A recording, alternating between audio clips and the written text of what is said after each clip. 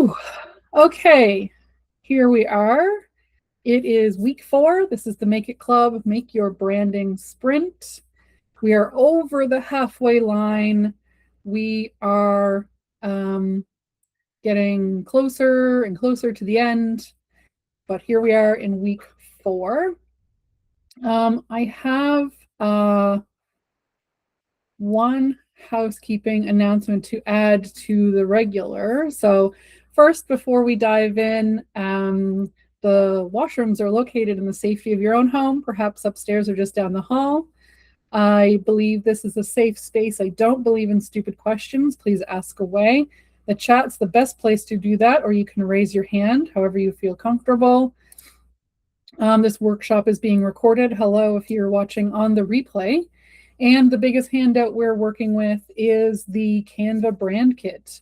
And the link to that is in the dashboard. One housekeeping item I wanted to talk about is office hours. So normally office hours are on Wednesdays, but our schedule going forward, like till the end of the course, is there's just a little wonky to it. So we have class today on Thursday, and I'm going to write an email to everybody about this. So if you don't catch it, don't worry. We have class today on Thursday. We would normally have office hours on Wednesday, so the 25th of March. I am going to move it to Tuesday afternoon, the 24th. There's a conference downtown that I was interested in attending, and I thought, well, if I just bumped it over to Tuesday, maybe that might work for some more folks, and then I can go to the conference. So what we're going to do is move the office hours to Tuesday, the 24th. We have a week 5 class regularly scheduled on March 26th. So that will happen Thursday, March 26th. And then our final class together is Tuesday, March 31st. So technically, this program has to be done by March 31st. However, between you and me, I'm still going to have office hours on Wednesday, April 1st, because I know that we get through all 6 weeks of the course. In previous cohorts, I've had some experience where people sort of panic. Oh no, my time with Amy is over. What do I do? So I wanted to give you one last kick at the can to come into office hours and help sort everything out before the course is over. So again, week 4 is today, the 19th, office hours on the 24th. Week 5 is March 26th. Week 6 is March 31st. And then the final office hours are on April 1st. Again, I will send out an email, but if anyone has any questions about that, just sort of pop it in the chat. As alluded, this is where we are. Big week this week. We're going to talk about brand shapes and logo composition. Anyone who's a part of any art space may understand the word composition, but we're going to talk about, the different kinds of elements you might have and how we're going to put them all together. Does anybody have any questions about anything up till now? That's a big ask. Okay, quiet group. So today is going to go the same as we've always gone. I'm going to talk about brand shape and logo composition. I'm going to give you some in-class working time to decide which shape camp you live in and to start composing your logo in Canva. And then I am available to give you feedback on your work. Okay, so let's get into the presentation part. Okay, so to make this decision, we've talked about colors and how to make that decision. We talked about fonts, how to make that decision. Shape and style are the last 2 pieces. We're talking about shape. There's a 3 step process to getting through this part. First is choosing your camp. I'm going to talk about two kinds of shapes and what that means. Then we're going to assemble your elements. So you may have just words. You may have an icon. You might have an illustration. You might have a shape. You might have, I don't know, whatever sorts of elements that you want to be part of your logo. And we're going to assemble all of those together and gather them in one place. And then we're going to talk about composition. We're going to talk about hierarchy again, about how, which elements should be the biggest and the smallest. We're going to talk about that. And so the goal at the end of today is to decide your shape vibe and compose the first draft of your logo. It's a big day, big day. So let's talk about brand camp, shape camp. So generally, and this is not 100%, but I would say very close, 99% of logos, they really start to have like hard lines. So you can see in this, there's Payroll Performance, PayPal, Home Depot, IBM, there's hard lines. They are serious, professional, get their shit done kind of businesses. Trust is a big thing there because they really want you to, see kind of how serious they are, and they subconsciously communicate this with these hard lines. So that's one camp. The other camp is softer lines. So if hard camp is squares, rectangles, hard angles, that kind of thing, the soft camp is circles, ovals, waves, soft lines. So Bubbles and Bombs, Coca-Cola, Pampers, Burger King, these are playful, soft, fun, relaxed businesses. And they're subconsciously communicating what kind of business they are by using like circles and rounded things in their branding. So again, just to reference the page in your Canva brand kit, we're going to choose one of these slides. It's really hard to mix these. If you have, a square and a circle together, you're giving off two vibes at the same time, and our brains kind of go, I don't know what you mean. Which one is more important? What is this? What's going on? So in the brand guide, you're going to choose, am I hardline? Am I super serious? Do I want, is trust a really big thing that I need folks to do? Or is it like I'm super fun and puppy and like whimsical? Maybe that. So then, once you've decided that, and I'm going to open up, here's our brand kit. See, we're getting on pages here. So we're, I think, on page 12 here.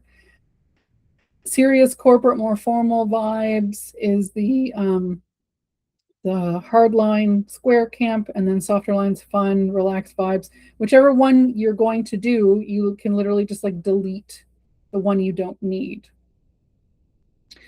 Okay. So then after we've decided which camp we're going to be in, we're going to move on to step 2, which is assembling your elements. So you're going to have your company name. You might have an icon or a supporting shape. Like in this logo, Pampers logo, you can see there's a company name and the little heart is the supporting shape.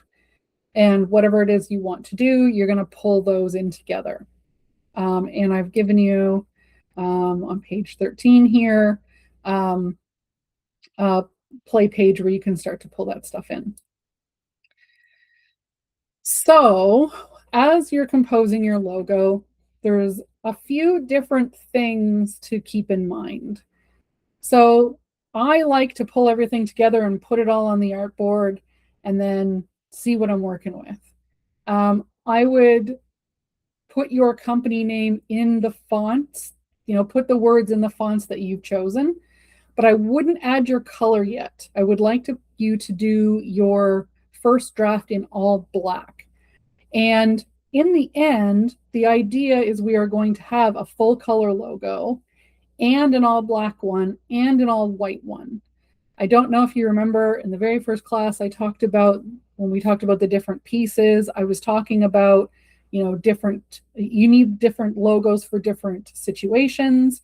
You might use your full color logo on a business card on your website, but you may need it to be in all black for a receipt. Or you might want to watermark a photo with the white version of your logo. So we want to make sure that that we have all of those.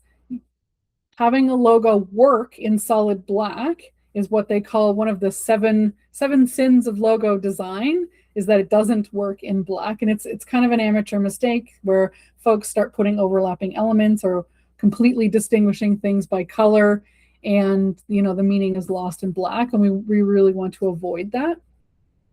So we're going to start with black. Then what we're going to do is to size the elements according to importance.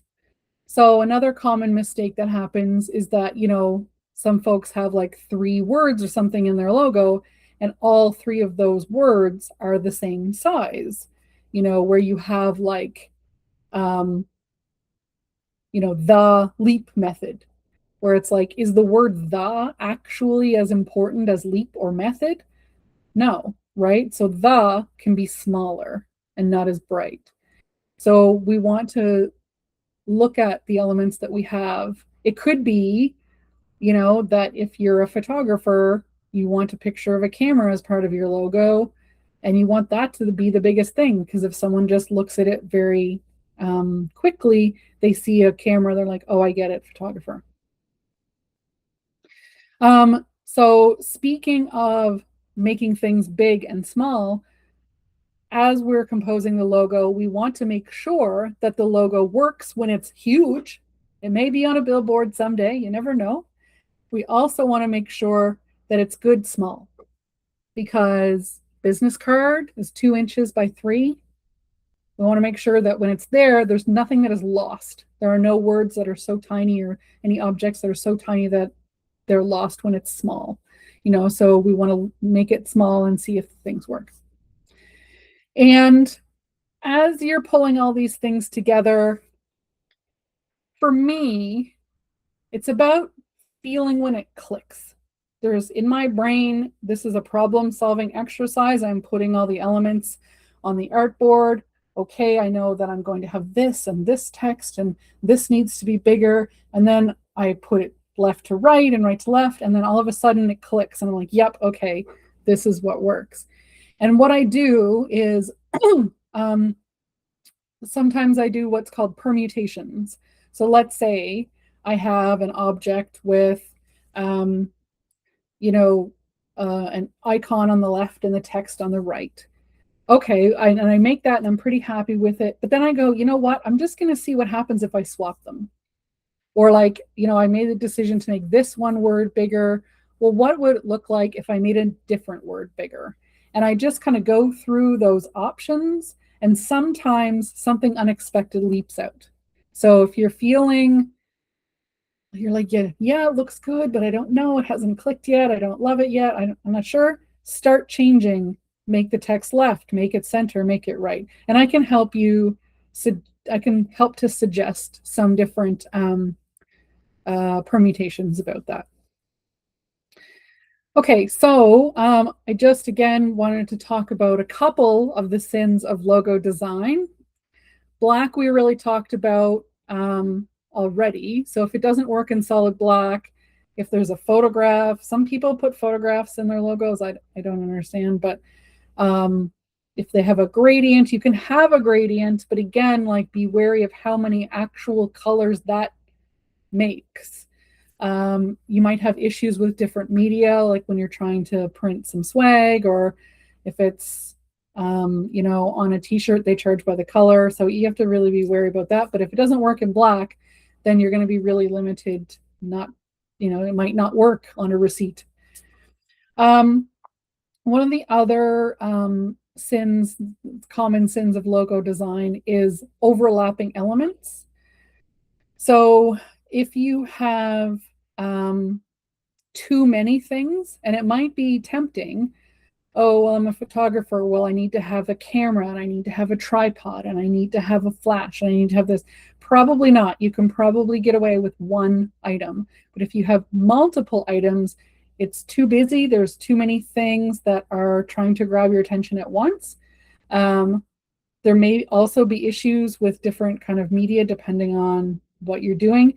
And there may be issues with readability or accessibility. So if you overlap something across some text, a screen reader might not be able to read it, or like you just may not be readable by anybody. And then I alluded to this a little bit, but one of the other sins of logo design is out of harmony elements. So just random elements. If you have illustrations and you put two different illustrations by two completely different artists, you are communicating two different vibes, and it's really confusing as to which one of those we want to communicate with. Okay, so I know that this is a lot, but I want to go back to our the step process. So we're going to choose our camp. What shapes are we going to work with? Whichever decision we make is one that we're going to follow. So if we say, you know what, I'm fun, I'm artistic, whatever business, I want to be round, I want to be softer, then you're going to stay away from squares. You're going to stay away from hard lines across all of your channels. It's a very subtle thing, but again, it's your unique combination of color, font, shape, and style that gets people to remember you, and has a brand recognition and can convert people to customers over time. So you're going to choose that camp. We're going to assemble all of your elements, and we're going to start to compose your logo by just in black first. And we're going to try and stay away from the sins of logo design. Does anybody have any questions about all of that?